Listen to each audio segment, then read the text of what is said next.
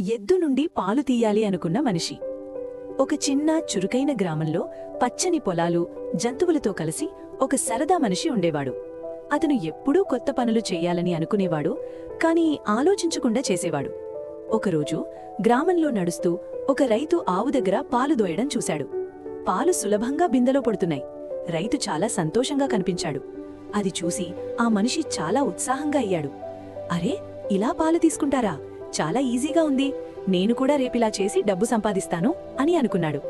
మరుసటి రోజు ఉదయం అతనొక పెద్ద ఎద్దును గ్రామ మధ్యలోకి తీసుకొచ్చాడు. అదే విధంగా బిందె పెట్టి కూర్చున్నాడు. ఇవ్వాళ నేను చాలా పాలు తీసుకుంటాను అని గర్వంగా అన్నాడు. ఎద్దు మాత్రం ఆశ్చర్యంగా చూసింది.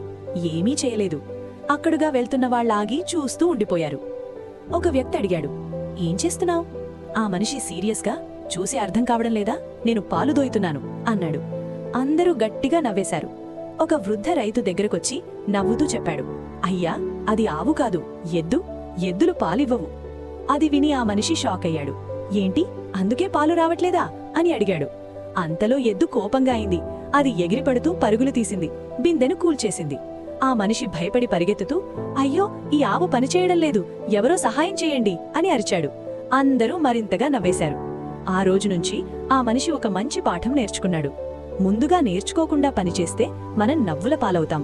చూసినందుకు ధన్యవాదాలు. ఇంకా ఇలాంటి కథల కోసం టైనీ టాడ్లర్ టైమ్స్ ఛానల్ను సబ్స్క్రైబ్ చేయండి.